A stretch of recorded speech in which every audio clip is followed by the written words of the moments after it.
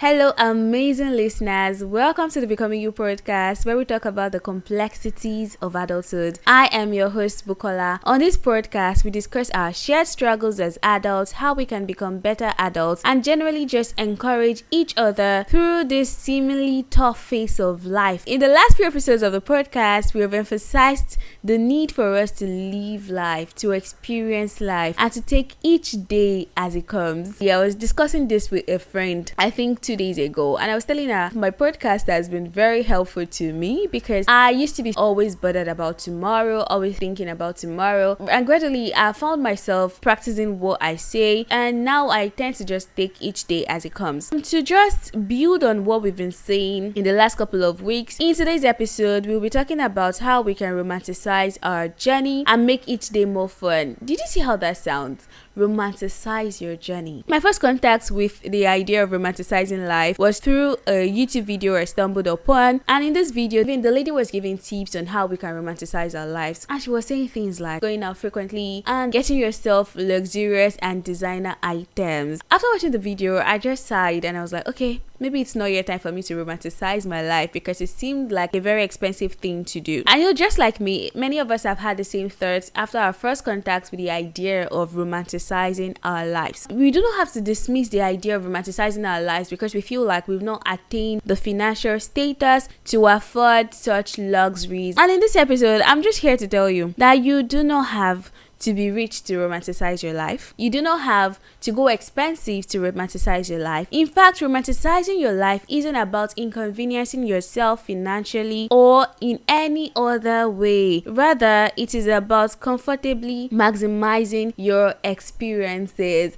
Just enjoying everything you do. Before we get into the details of the conversation, welcome to June. I really hope we have so much fun in this month of June. I was trying to do May dump. Was it not yesterday? Then I realized I did not actually really do anything exciting in the month of May. So I'm really looking forward to a more activity-filled June. I want to have fun, please. But yeah, how are you doing? How have you been? How did your week go? How is your weekend coming along? I do hope you're having a great time wherever you're listening from. My week so far has been good. No major news. Like I said, May was really just there, but I was able to meet major deadlines anyways, and just usual study stuff. I have finally given up on my dancing career because I realized that not everybody was born to dance, and just maybe I am part of the lot that wasn't born to dance. So I am trying to look for a new fun activity I can engage in because I need something fun to look forward to. So if you have any tips, if you have any suggestion, let me know in the comment section. For now, the only thing that comes to mind is learning how to swim. Let me know if you have any other interesting suggestions. Now let's dive into the conversation of the day. Right before we dive in, let's hear what these amazing people think of the adulthood phase. Adulthood is responsibility. Adulthood is complicated. Adulthood is growth. Adulthood is maturity. Adulthood is being independent. Adulthood is stressful. Adulthood has been confronting. Adulthood is draining. Adulthood is decision making. Adulthood is resilient. Adulthood is overwhelming. Adulthood is fun and adventurous. Remember, I'm not here to demonize this phase, but to say it as it is. I would like to start by defining the term romanticizing, because some of us might be familiar with the term already, but for some, this is the first time they are hearing the word. So what is romanticizing? When you think of romanticizing, I think the first thing that will come to your mind is romance. So basically, romanticizing just means making something more interesting, making something more beautiful, making something more special than it is. Romanticizing your life in a nutshell is about making your life more beautiful for yourself, feeling excited about your life, finding peace, satisfaction, and love within yourself. So you're not waiting for somebody else to make you feel excited. So you're trying to love yourself in your own love language, and you just give yourself a reason to anticipate each new day. Romanticizing our life is really not... It's more like making a big deal out of our regular lives. We can achieve this by making small changes in our perspective about life and our daily habits. Talking about changing our perspective or our outlook on life, I used to be someone who paid little attention to living life on my own terms. I was big on trying to satisfy people. I don't know if it's the first daughter syndrome. After realizing that if life is worth living at all, then it is worth living well. My attitude towards life started to change. I began to focus more on the process rather than just anticipating the results. I try to just enjoy and make the most out of the things I do. So the big question is, how do we romanticize our lives without breaking the bank or financially inconveniencing ourselves? I'm particularly excited about this episode because, like me, I know many people avoid things that put them in a difficult financial situation or position. When I first heard about romanticizing life, I ran to my friends to gist her about it and make her see reasons why we need to romanticize our lives more. The initial gra now. I went there and I started going on about how we needed to be more ladylike, how we needed to change our hairstyles monthly, constantly get our nails done, lashes done, brows done, go for pedicures, manicures, visit the spa frequently, and go out and have fun frequently. Little that I was just fooling myself and I was just gushing over nothing. After a month of trying to do everything I listed, I realized that I wasn't yet at the stage where I could schedule all these things into a month expenses. Like, it's very expensive to look good. It's very expensive to never be caught unfresh. It is time consuming also. So you're spending your money, you're spending your time. And instead of just ditching the entire idea of romanticizing my life, I just tried to look for ways in which I could implement it. Then I realized that romanticizing our lives is not really just about picking up new habits. We can romanticize our life by making our existing habits enjoyable. Just try to spice up our normal and everyday life. Try to do things we would normally do in a different way, in a way that excites us, in a way that makes us look forward to actually doing them. And when we talk about spicing our lives up, it's not really about trying to do what other people do. It's just about studying your routine, studying the things you do normally, highlighting the things you do, and just try to find ways in which you can make doing them fun and exciting for yourself. For instance, you can start with your morning routine. Rather than rushing out of bed, have some quiet time. I know right now this might sound cliche and boring to many people, but trust me, the way you start your day goes a long way in defining and determining how your day would go.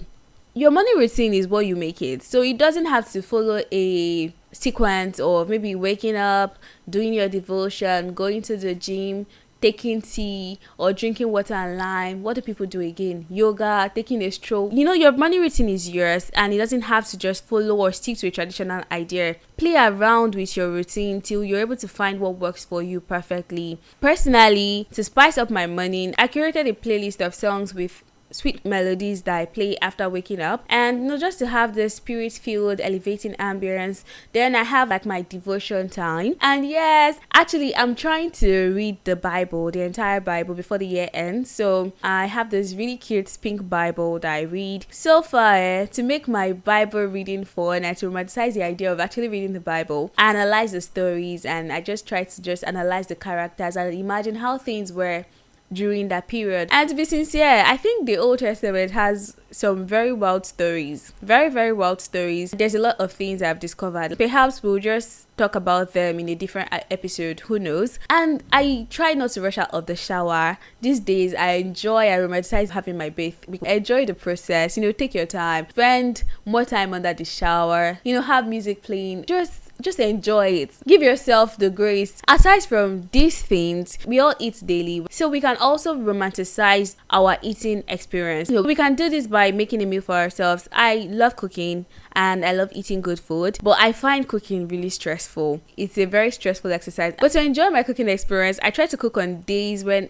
I have extra free time. So I just multitask. I'm cooking and I'm seeing a movie. I already have a spot where I keep my laptop, play movie, take my time. I don't even used to rush my cooking process at all. I cook with so much love for myself. I don't see it as, oh, I'm cooking for myself, so I have to just rush it or cook anyhow or eat anyhow. And I pay attention to how I plate my food. I try not to just pour my food anyhow into a plate and eat it. I have the small plates and I just try to plate it beautifully. I really like when the food looks pretty on the plate before eating it. Cooking is time consuming, and I find my compensation in plating the food properly so that I can go through my gallery in the future and just see that food I made for myself and go, yes, I actually made that and I ate that.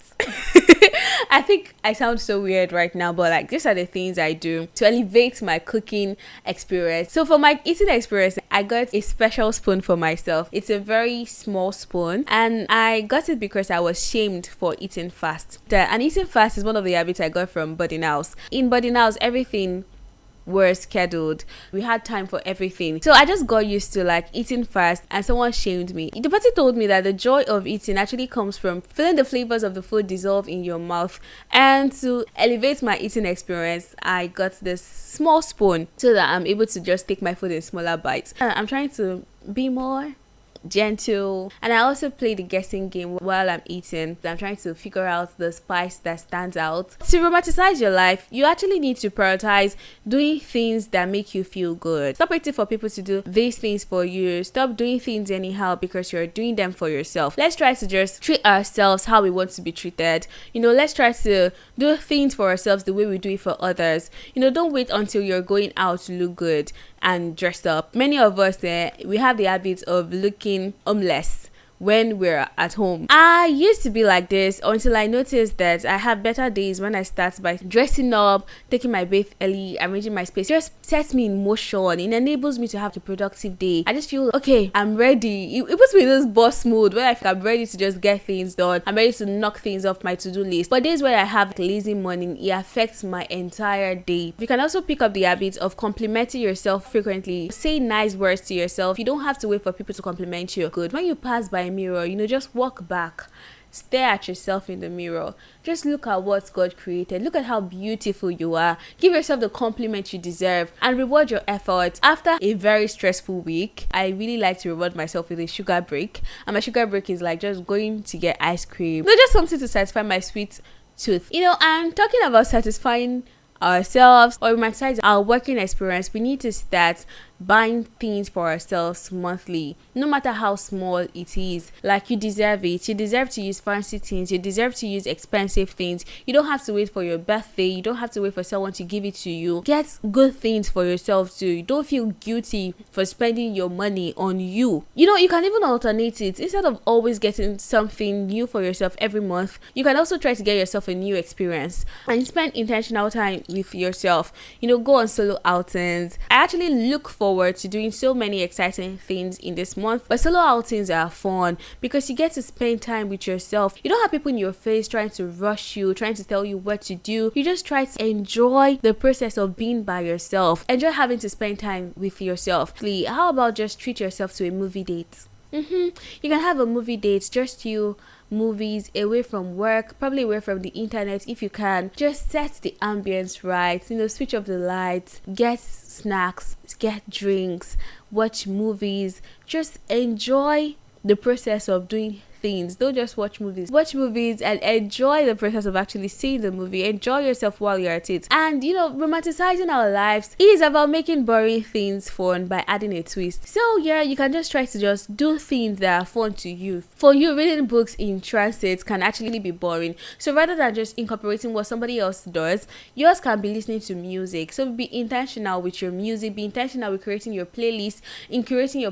Another thing we can do to romanticize our life is having a journal where we document the good things that happen in our lives. And if you're having a journal, you can as well have a beautiful journal. I love beautiful journals. I like buying beautiful journals, beautiful biro, beautiful pen. So it just makes me look forward to writing. I look forward to designing the book. I look forward to doing things with the book. I look forward to writing beautiful things in it. So you can consider having a journal, and when you have one, make it beautiful. Finally, romanticizing our life doesn't actually require buying new things or changing our entire routine, or just doing things that are out of the ordinary. Romanticizing our life is just simply a way for us to do things in a way that satisfies us, in a way that makes us happy, in a way that brings joy to our heart, that lightens our mood up. To round this up, I'm just going to say, you do not have to change you to romanticize your life. Rather, you can make being you enjoyable. Make it feel good to be you. Make it feel good to be who you are. Fall madly in love with your personality, and look forward to making you happy every time. Be grateful, stay optimistic about things, and just try to maximize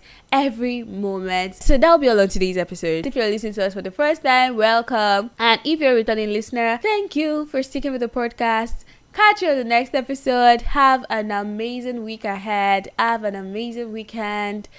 Just enjoy being you, enjoy your process, make your life beautiful. You don't need to spend so much, just make do with what you have. Bye bye, friends. Catch you on the next episode. Ciao. Thanks for listening. Catch you on the next episode. Do not forget to live every moment and leave no room for regrets. Remember to follow this channel so you get notification whenever I drop a new episode. Thank you. Bye.